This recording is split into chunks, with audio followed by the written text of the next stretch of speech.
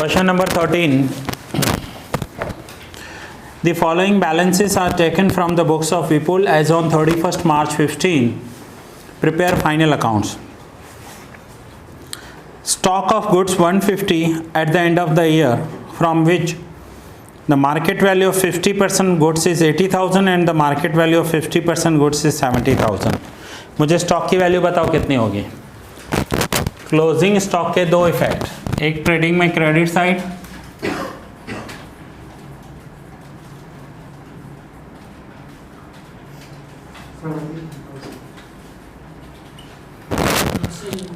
और दूसरा balance sheet में एसेट साइड.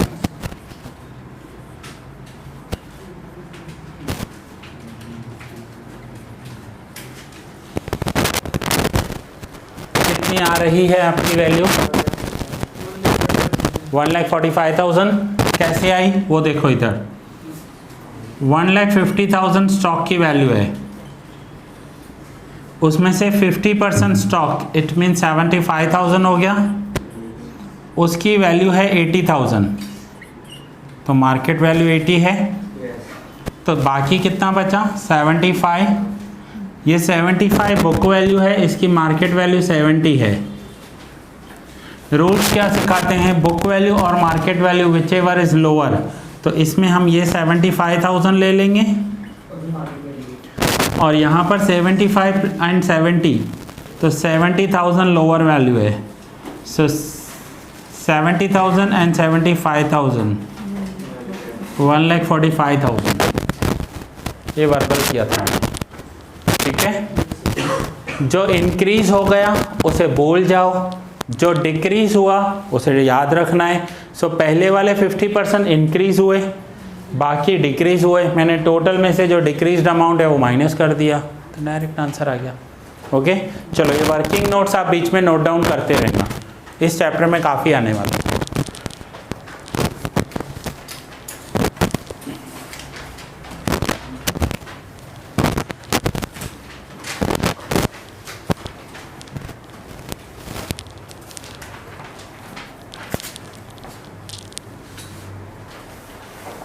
चलो आगे करते हैं.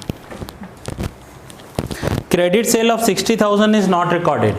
अब जैसे स्टॉक का वर्किंग नोट बनाया, लेकिन credit sales of 60,000 not recorded, इसका कोई वर्किंग नोट नहीं होता.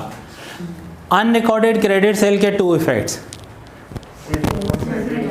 एक सेल में प्लस अनरिकॉर्डेड सेल्स और दूसरा डेटर्स में प्लस.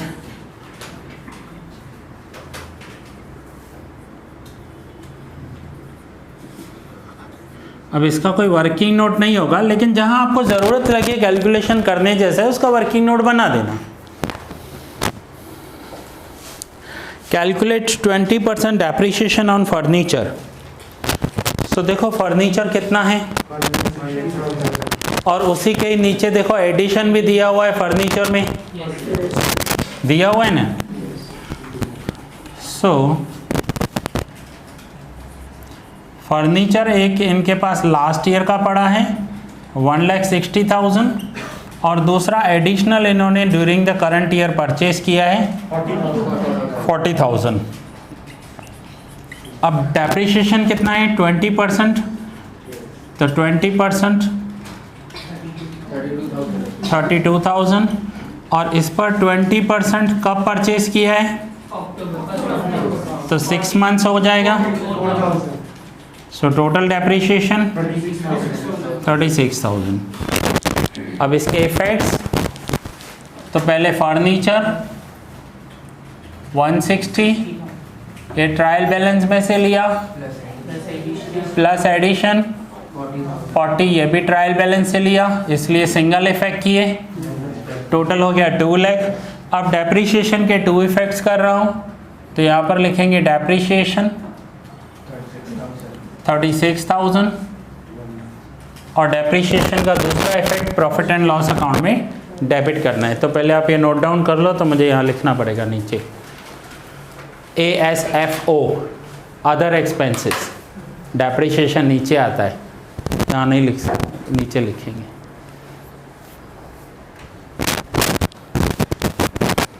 अब ऐसा कुछ हो तो वर्किंग नोट बना देना और करना ही पड़ेगा, नहीं तो पेपर चेक करने वाले को कैसे पता चलेगा 36,000 कैसे आया? आपने खुद ने लिखा है या किसी और में से कॉपी किया है? ये प्रूव कर रहा है कि आपने खुद ने किया है।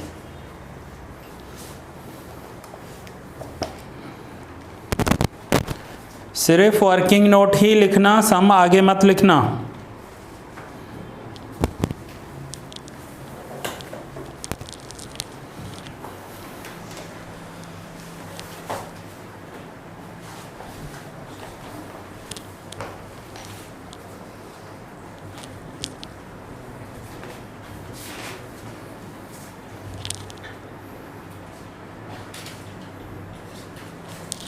चलो, सो नाउ डेप्रिशिएशन का सेकंड इफेक्ट दे देते हैं 36,000 का।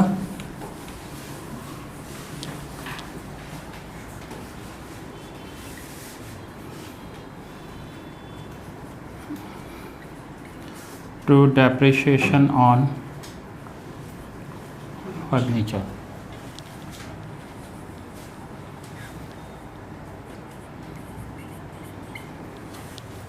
Next, life insurance premium of Vipul 3,000 is included in insurance premium. इन्होंने पे किया है लाइफ इंश्योरेंस प्रीमियम, लिख दिया है बिजनेस के इंश्योरेंस प्रीमियम में, तो बिजनेस का एक्सपेंस तो नहीं है, ये तो ड्राइंग्स हैं, पर्सनल एक्सपेंस हैं। तो एक इंश्योरेंस में से माइनस करेंगे, 24,000 इंश्योरेंस 24,000, ये ट्रायल बैलेंस में से लिया होगा, इसका सिंगल इफेक्ट, ठीक है। नाउ माइनस करेंगे लाइफ इंश्योरेंस प्रीमियम 3,000 और लाइफ इंश्योरेंस प्रीमियम ड्राइंग्स होते हैं कैपिटल में पहले opening capital plus additional interest net profit minus drawings minus LIC, life insurance premium या लाइफ इंश्योरेंस कॉरपोरेशन 3,000। सो एक कैपिटल में से माइनस क्योंकि ड्राइंग्स हैं और दूसरा इंश्योरेंस प्रीमियम में से माइनस क्योंकि बिजनेस एक्सपेंस नहीं है ये। Right of additional bad debts of 15,000 and provide 5% BDR on debtors. Bad debts आया है एडजस्टमेंट्स में, TET format, yes. To bad debts trial balance plus bad debts adjustments plus bad डेब्ट reserve adjustments minus bad डेब्ट reserve trial balance. तो पहले trial balance के बता दो मुझे दोनों। बैड डेब्ट्स 5,000 एंड बैड डेब्ट रिजर्व 6,000, ये दोनों ट्रायल बैलेंस में से लिखे हैं, इसलिए सिंगल इफेक्ट कर रहा हूँ। अब डेटर्स में से बैड डेब्ट्स माइनस करना है, पहले मुझे डेटर्स लिखने पड़ेंगे। 1,40,000। सो टोटल कितना हो गया? 2 लाख। माइनस करेंगे सबसे पहले bad debts adjustments BDA, bad debts adjustment कितना करना है? Bad debts adjustment 15,000। सो 2 लाख में से 15,000 माइनस करेंगे 1,85,000 और 15,000 का second effect profit and loss account में डेबिट साइड टाट फॉर्मेट में बैड डेब्ट्स एडजस्टमेंट्स 15,000, ठीक है। ये दो इफेक्ट हो गए। अब 185 बचा। अब इसके बाद BDR कैलकुलेट करना है, बैड डेब्ट रिजर्व एडजस्टमेंट कितना दिया हुआ है? 9250 और 9250 का दूसरा effect profit and loss account में डेबिट साइड बैड डेब्ट रिजर्व एडजस्टमेंट्स 9250, ओके। सो ये हमने बैड डेब्ट्स के इफेक्ट किए। Additional capital of 17,000 brought in the business on 1st October. Calculate 10% interest on capital. अब ऊपर देखो कैपिटल कितनी है? 2,00,000 और उसमें से 17,000 1st अक्टूबर को आई है, तो ओपनिंग कैपिटल कितनी होगी?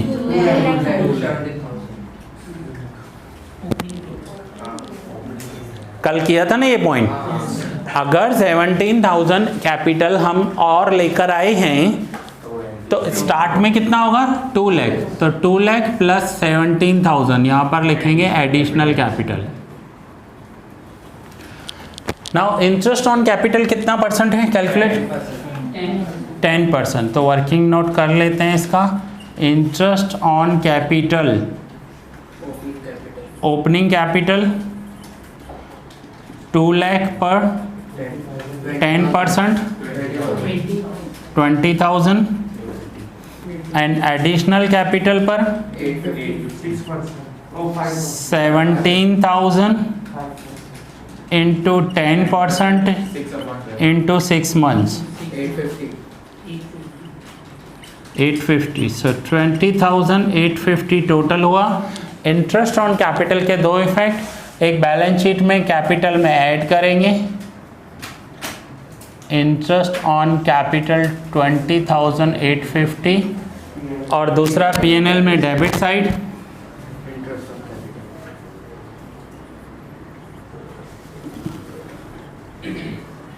Interest on capital 20,850।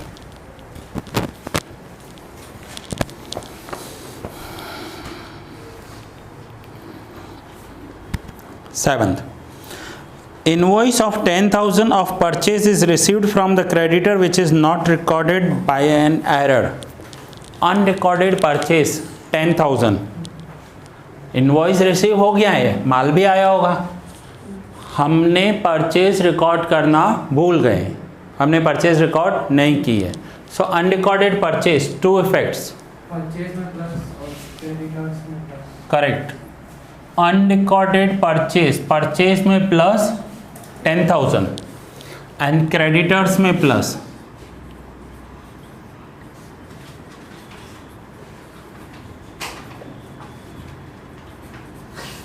Unrecorded purchase 10,000। हो गए सारे एडजस्टमेंट्स? ओके, नाउ अब देखो इसमें डेबिट क्रेडिट साइड नहीं दिया हुआ है, इसमें तो आपको ट्रायल बैलेंस ही नहीं है, टैली है कि डेबिट क्रेडिट साइड, और कैपिटल और ड्राइंग्स देखो एक दूसरे के ऊपर नीचे लिखे हुए हैं, इट मीन्स ये साइड नहीं है, आपको ध्यान से करना है। सो पहले ये नोट डाउन कर लो इंटरेस्ट ऑन कैपिटल, क्योंकि इसमें और भी हिडन एडजस्टमेंट आ रहे हैं।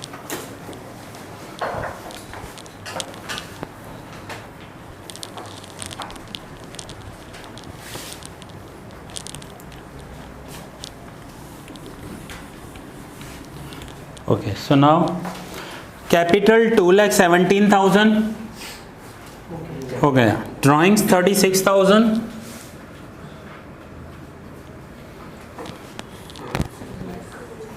सेल्स 6 लाख, ट्रेडिंग में क्रेडिट करेंगे sales 6 lakh, purchase 3 lakh,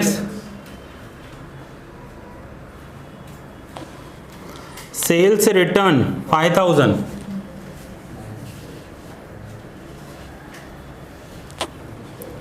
purchase return 4,000,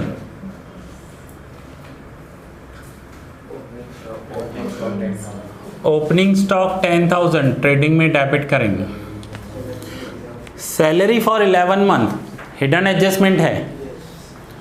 normally हम वर्कर्स को सैलरी कितने महीने की पूरी पे करेंगे 12 मंथ, इन्होंने कितने महीने की है, इट मीन्स 1 मंथ की बाकी है देना, 1 मंथ की आउटस्टैंडिंग है, हिडन एडजस्टमेंट।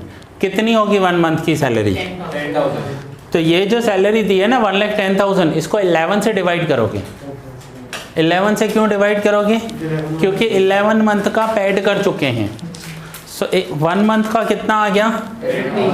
तो यहाँ पर ऐसे लिखेंगे सैलरी 1,10,000, ये अमाउंट ट्रायल बैलेंस में से लिया इसलिए सिंगल इफेक्ट। अब हिडन एडजस्टमेंट, आउटस्टैंडिंग सैलरी कितनी है 10,000, आउटस्टैंडिंग एक्सपेंस, एक तो रेस्पेक्टिव एक्सपेंस में प्लस करेंगे और दूसरा बैलेंस शीट में लायबिलिटी साइड। एग्जाम में फ़ोन आते हैं, सर एडजस्टमेंट दिया ही नहीं हुआ है आउटस्टैंडिंग सैलरी का, आपने करवा दिया है, करवा दिया है, दिया नहीं हुआ है, हिडन एडजस्टमेंट दिया हुआ है, आपको ब्रैकेट में लिखा हुआ है 11 मंथ का सैलरी पे किया है, यानी 1 मंथ का बाकी होगा। तो ट्रायल बैलेंस में कोई भी डेट, कोई भी परसेंटेज दिया हो, इट मीन्स उसे चेक करना है आपको 2 बार, वो हिडन एडजस्टमेंट हो सकता है। सो एक सैलरी में प्लस, दूसरा बैलेंस शीट में liability. 10% loan from bank, liability. 10% loan from bank 1 lakh. फिर नीचे लिखा हुआ है interest on loan from bank 5000, hidden adjustment है। कौन सा हिडन एडजस्टमेंट है?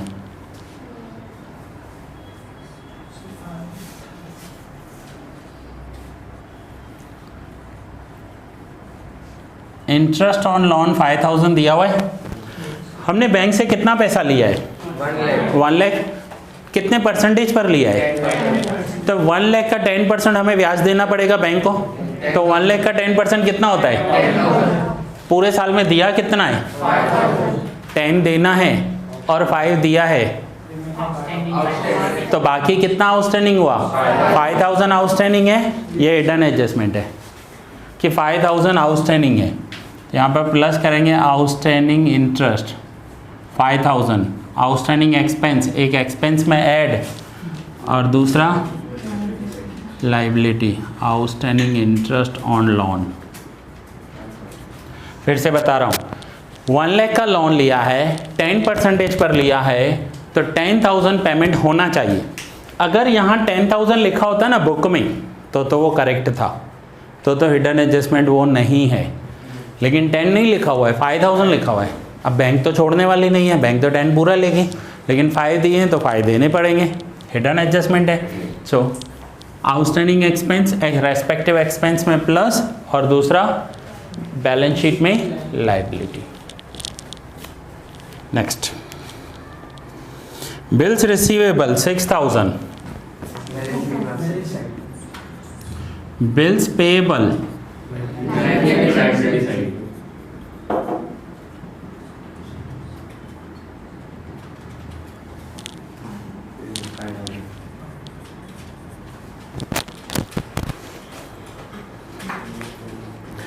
'इन्वेस्टमेंट इन 12% डिबेंचर्स परसेंटेज है, हिडन एडजस्टमेंट होगा।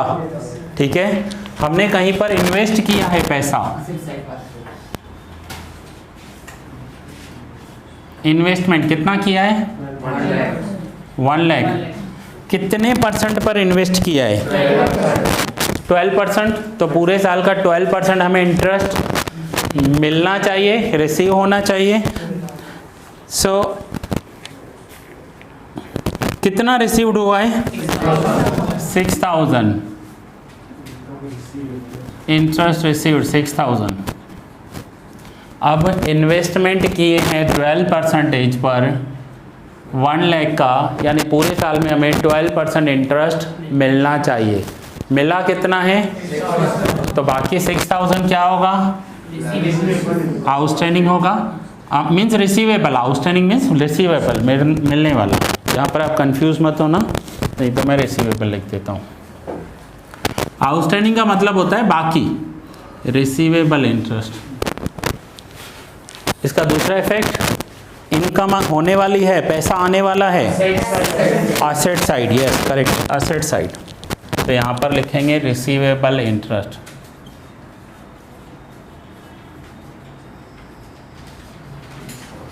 $6,000।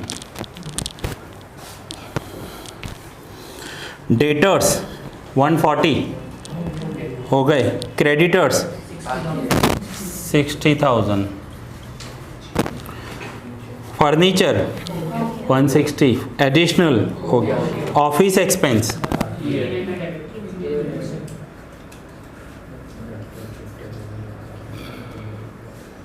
30,000, bad debts, bad debt reserve trial balance के हो गए, insurance premium 24,000, cash balance 50,000।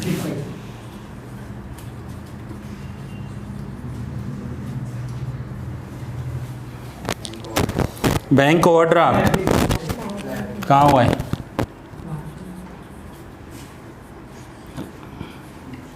Bank overdraft 18,000। Commission received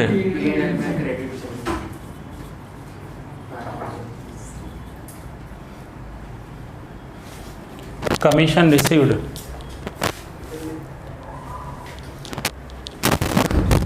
5,000।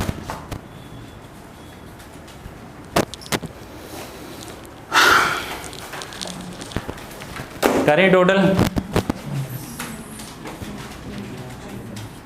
पहले आउटर कॉलम्स। परचेज का 3,06,000 6,55,000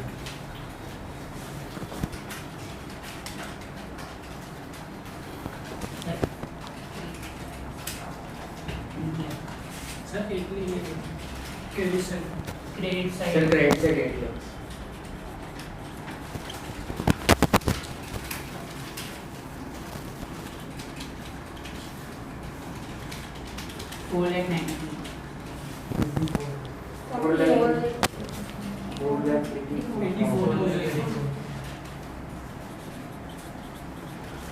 8 lakh 4,84,000 profit and loss account में क्रेडिट करेंगे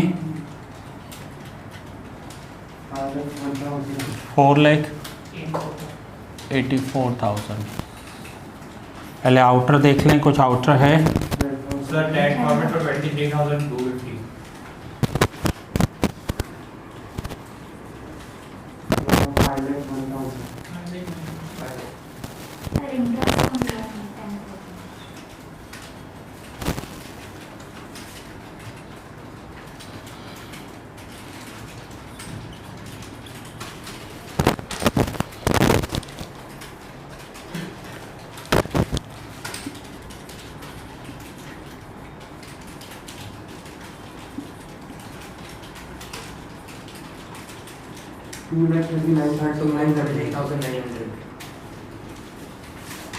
2,39,900 नेट प्रॉफिट ऐड करेंगे। सर 19,000 1,98,850 2 लाख का कैपिटल है, 2 लाख का प्रॉफिट है, तो 1 लाख कैसे हो गया? 17,000 का एडिशनल कैपिटल। 4,38,000 net profit 4,38,150।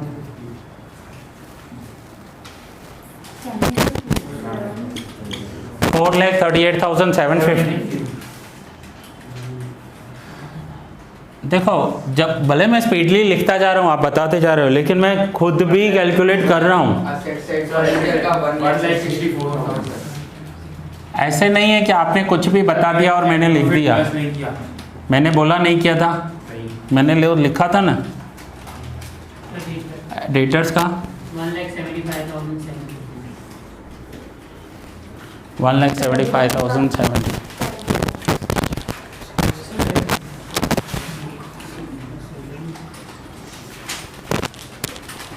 6,46,750